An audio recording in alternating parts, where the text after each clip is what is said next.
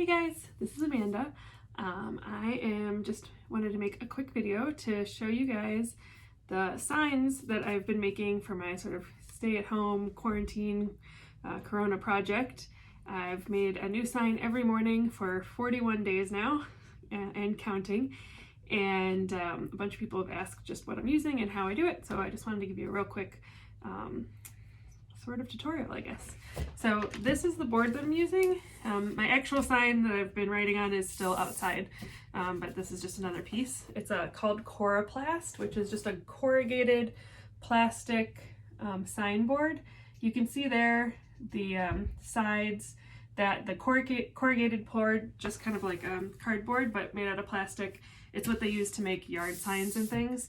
It comes primarily in white, but it does come in black and I think a few other colors too. I usually just order it off of Amazon. It's relatively inexpensive and it's super lightweight, a little bit bendable, but it stays pretty straight, and it is also weatherproof because it's plastic, which is why they use it in outdoor signs. So the only thing I usually, these edges can be sharp because it's like a hard plastic, so I cover the edges of my boards in duct tape. So it keeps the edges from being able to like accidentally cut you if you scrape up against it. So I'll show you what else I've got here. Sorry, I have to like lean down. What I've been using, mostly I've been using just this board and chalk markers. That's really all it is. So I have kind of got a bit of a collection now of colors and everything. I'm sort of burning through chalk markers, making my signs are 36-inch by 24-inch board. So I'm using a lot of marker.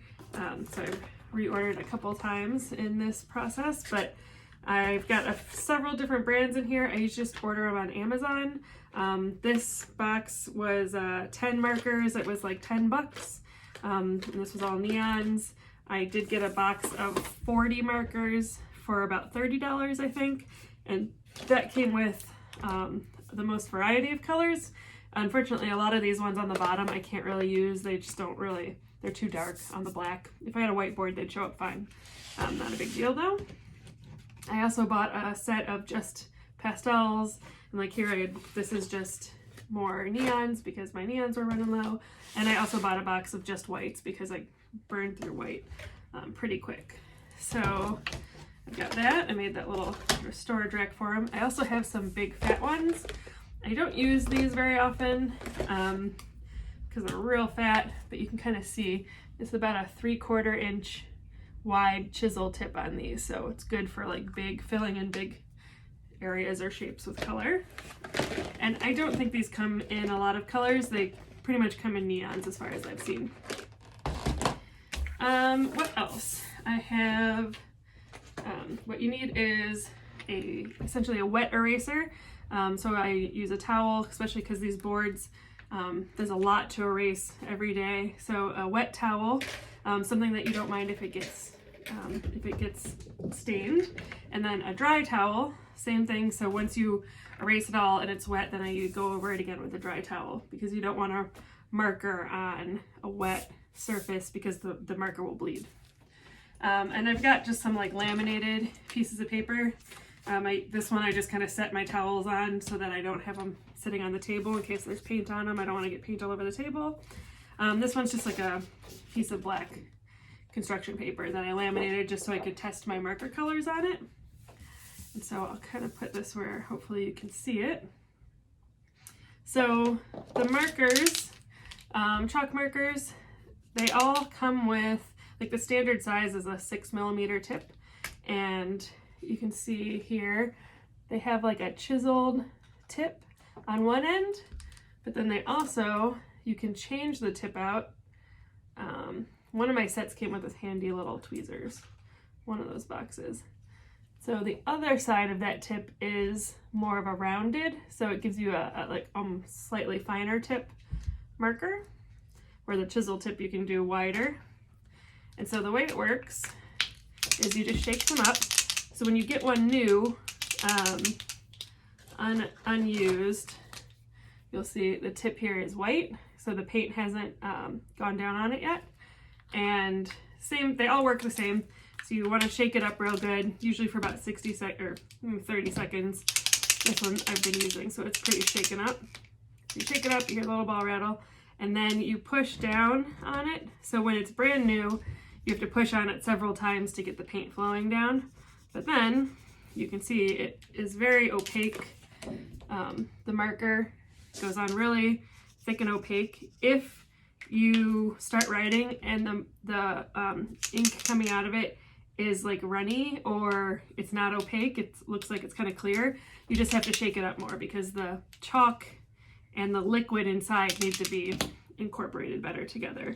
So let me show you some other colors. All of these, because I'm using so often, I don't usually have to shake them up much. So you can kind of see some colors are like the neons are like really, really bright and they really show up on black. Like this little laminated piece isn't even as black. You can see it's more of a gray, and how bright and like really noticeable they are. White shows up really great, especially on this black board, which is really black. So you can see they work really, really well. They go on opaque. There's a lot of colors. You know, there's bold colors. I have some, oh, I haven't used that one yet.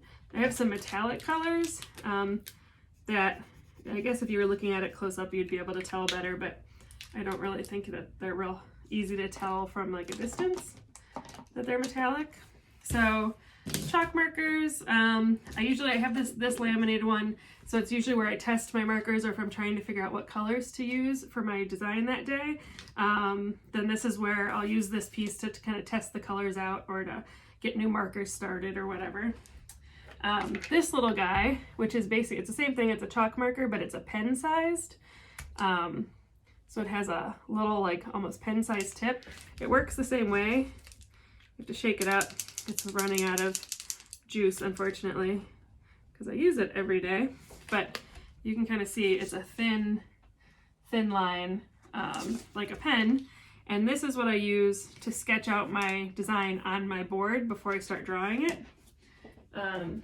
What I do is I sketch out my design every day, usually the night before, or maybe I'll get a few of them done in advance. And so I kind of sketch it out here, figure out where everything's going to go.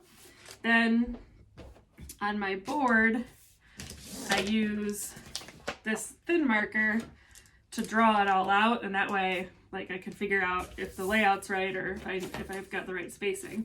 I also have this straight edge, which is unfortunately the exact width of my board, so I added some kind of T-squares to the end, and I use this. I kind of have to eyeball it to make sure it's straight, but I use this like if I'm writing a line of text as a good way to know that I'm keeping my lines pretty straight. So I'll do that. I'll sketch out, you know, kind of my lines. I could sketch out my letters loosely, and then I just marker right over these. So that is very, very handy, that little guy. I like him a lot. And, oh, and then another tool I use is baby wipes. So I always keep a little package of baby wipes next to me. So then you take a baby wipe and it's already wet, and it's a great eraser. So you can see I just erased this line. So if I've got like an edge that I need to clean up or a smudge or something, then I just use the baby wipe. And then I just kind of use my finger, and then I can adjust, and I can use this baby wipe a lot because it's got such a big surface. So I like that this is essentially my small eraser.